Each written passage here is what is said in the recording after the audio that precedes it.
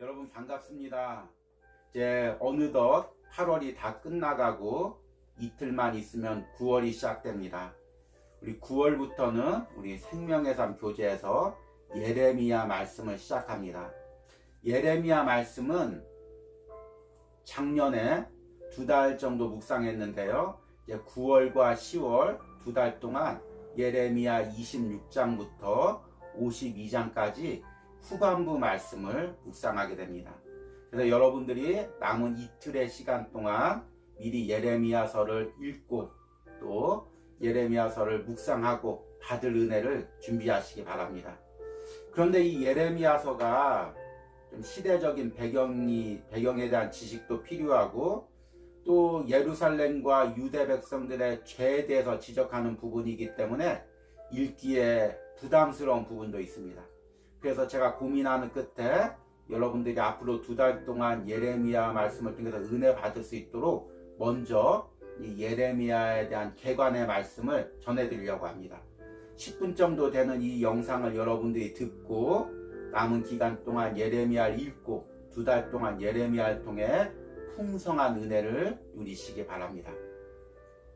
그러면 우리가 예레미야를 묵상할 때 이 방대한 말씀을 초점을 두어서 묵상을 해야 되는데요. 그래서 특별히 세 부분으로 초점을 두어서 어떻게 묵상하고 어떻게 은혜 받아야 될지를 준비해 봤습니다. 한 부분 따라오시면서 여러분들도 묵상하시고 은혜를 준비하시기 바랍니다. 예레미야 묵상 포인트인데요. 예레미야 말씀을 묵상할 때 어디에 중점을 두어야 될지, 첫 번째는 예레미야는 시대적인 말씀입니다. 당시에 예레미야의 시대적인 상황을 묵상하시고 그 시대적 상황이 지금 우리가 살고 있는 이 시대에 어떻게 적용할지를 우리 생각해 보시기 바랍니다. 두 번째는 예레미야서에 담겨있는 하나님의 마음입니다.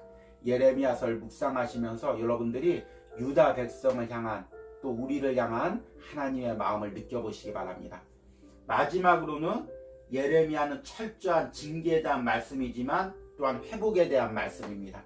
예레미야서를 통해서 하나님이 주실 회복을 소망하는 은혜가 있길 바랍니다. 먼저 예레미야의 첫 번째 우리가 묵상할 포인트는 뭐냐면 예레미야가 시대적인 말씀이라는 것입니다. 우리 예레미야서 1장 13절에서 15절 말씀 같이 한번 읽겠습니다. 여호와의 말씀이 다시 내게 임하니라. 이르시되 내가 무엇을 보느냐? 대답하되 끓는 가마를 보나이다. 그 윗면이 북에서부터 기울어졌나이다 하니 여호와께서 내게 이르시되 재앙이 북방에서 일어나 이 땅의 모든 주민들에게 부어지리라. 내가 북방 왕국들의 모든 족속들을 부를 것이즉 그들이 와서 예루살렘 성문 어귀에 각기 자리를 정하고 그 사방 모든 성벽과 유다 모든 성읍들을 치리라. 여호와의 말이니라. 아멘. 예레미야는 요시야 왕 때 하나님의 사명을 받아 선지자 사명을 감당하는데요. 요시야 이후부터 유다를 중심으로 팔레스타인에는 아주 대격변이 벌어집니다. 그동안 이 근동 지역의 최대 강자는 아수르 제국이었습니다. 그런데 아수르 제국이 서서히 약해지고 바벨론이라는 제국이 일어납니다. 그러니까 유다 입장에서는 그동안 아수르한테 학대를 받았는데 아수르가 약해지고 바벨론이 생기니까 야, 지금이 독립할 수 있는 기회다. 하나님이 우리에게 독립할 기회를 주었다라고 생각합니다. 그런데 하나님의 계획은 틀립니다. 유다 백성들이 하나님을 떠나서 우상을 섬기고 범죄하였기 때문에 바벨론이란 나라를 일으켜서 유다 백성들 징계하려는 하나님의 계획이 있었습니다. 예레미야는 바로 그 하나님의 계획을 이야기합니다. 오늘 말씀해 보니까 예레미야가 환상을 보니까 끓는 가마의 환상을 보는데 끓는 가마가 북에서부터 기울어져서 나무로부터 끓는 물들이 흘러내리고 있습니다. 이것이 무슨 의미냐면 북방에서부터 재앙이 일어난다는 의미입니다. 바벨론 제국을 통해서 이스라엘 백성들을, 유다 민족들을 하나님께서 징계하실 계획을 가지고 있다는 것입니다. 그런 말씀을 전하니까 민족주의적 입장에 있는 유다 백성들은 예레미야 말씀을 듣지 않고 심지어는 예레미야를 죽이려고 합니다. 시대를 오판한 거죠. 시대를 분별하지 못한 것입니다. 여러분, 이 예레미야 말씀을 묵상하면서 코로나 시대에 살고 있는 이 시대를 여러분들이 영적으로 분별하는 은혜가 있길 바랍니다. 이 코로나 또한 우연히 생긴 것이 아니라 하나님이 주신 것입니다. 그렇다면 이 코로나 시대를 통해서 하나님이 하시고자 하시는 일이 있습니다.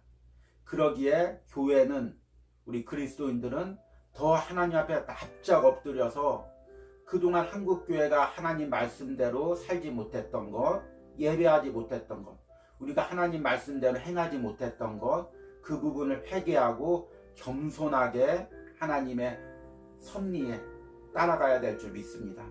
여러분, 이 시대에 시대를 분별하는 지혜가 있길 바랍니다. 더 겸손해지는 은혜가 있길 바랍니다. 두 번째는 예레미야서에 담긴 하나님의 마음입니다. 예레미야서 2장 1절에서 3절 말씀 같이 한번 보시겠습니다. 여호와의 말씀이 내게 임하니라. 이르시되 가서 예루살렘의 귀에 외칠지니라. 여호와께서 이와 같이 말씀하시기를 내가 너를 위하여 내 청년의 때 인애와 내 신혼의 때 사랑을 기억하노니 곧 씨 뿌리지 못하는 땅 그 광야에서 나를 따랐음이니라. 이스라엘은 여호와를 위한 성물로 곧 그의 소산 중 첫 열매이니 그를 삼키는 자면 모두 벌을 받아 재앙이 그들에게 닥치리라. 여호와의 말씀이니라.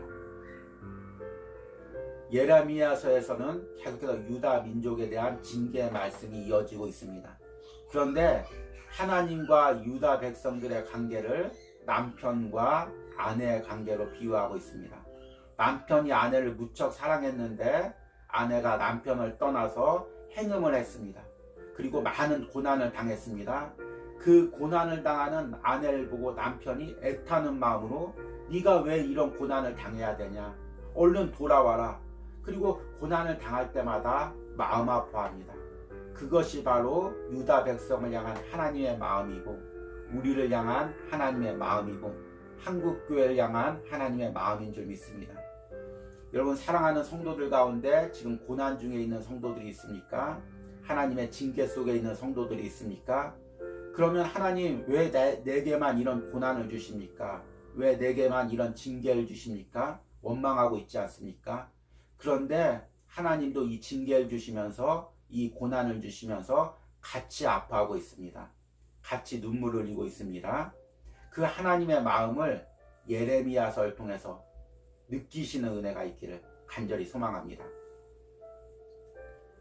마지막으로 회복에 대한 소망입니다. 예레미야서 29장 10절에서 11절 말씀입니다. 여호와께서 이와 같이 말씀하시니라. 바벨론에서 70년이 차면 내가 너희를 돌보고 나의 선한 말을 너희에게 성취하여 너희를 이곳으로 돌아오게 하리라. 여호와의 말씀이니라. 너희를 향한 나의 생각을 내가 안 하니 평안이요 재앙이 아니니라. 너희에게 미래와 희망을 주는 것이니라. 오늘 말씀해 보니까 너희를 향한 나의 생각을 내가 안 하니 평안이요 재앙이 아니니라 라고 이야기하고 있습니다. 하나님께서 이스라엘 백성들을 바벨론을 통해서 징계하지만 그것은 망하게 하려는 것이 아닙니다. 멸망하게 하려는 것이 아닙니다. 마치 새를 갖다가 풀무불에 연단해서 순수한 새를 그 금을 얻듯이 하나님께서 자신의 백성들을 연단하는 과정입니다. 여러분, 이 코로나가 결코 교회를 망하게 하거나 우리 신앙을 망하게 하지 않을 것입니다. 하나님께서 이 코로나의 연단을 통해서 하나님께서 우리 교회를, 우리 신앙을 정금같이 단련하시는 일이 있을 것입니다. 여러분들이 그 예레미야를 묵상하면서 이 시대를 향한 하나님의 마음, 그 교회를 향한, 우리 신앙을 향한 하나님의 회복의 계획을 깨닫는 은혜가 있기를 간절히 소망합니다. 마지막으로 우리 이 예레미야서를 묵상하면서 여러분 이 전체적으로 하나님의 시간을 우리 생각해 보시기 바랍니다.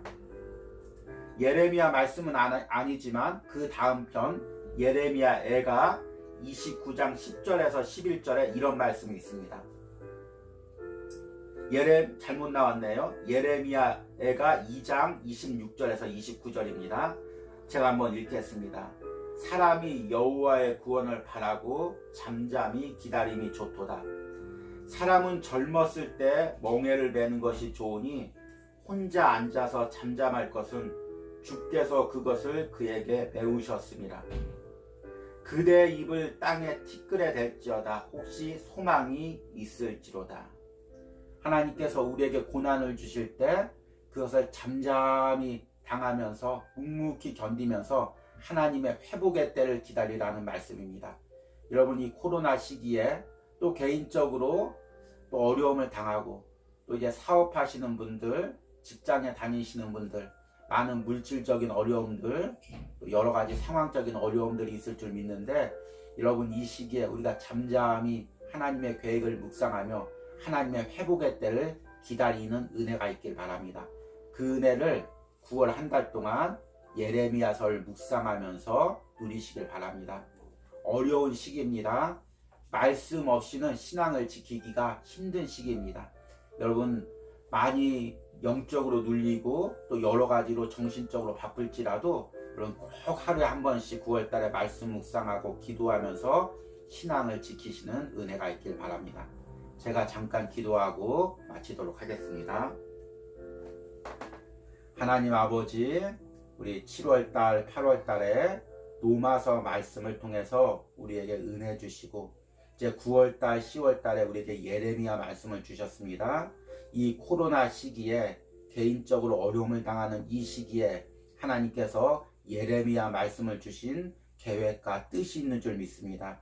우리 9월달, 10월달 우리가 예레미야를 묵상하면서 하나님의 섭리를 깨닫게 하시고 어려운 중에도 하나님이 베푸실 은혜를 소망하게 하여 주시옵소서. 예수님의 이름으로 기도했습니다. 아멘. 그러면 9월달에 말씀으로 승리하는 은혜가 있길 간절히 소망합니다.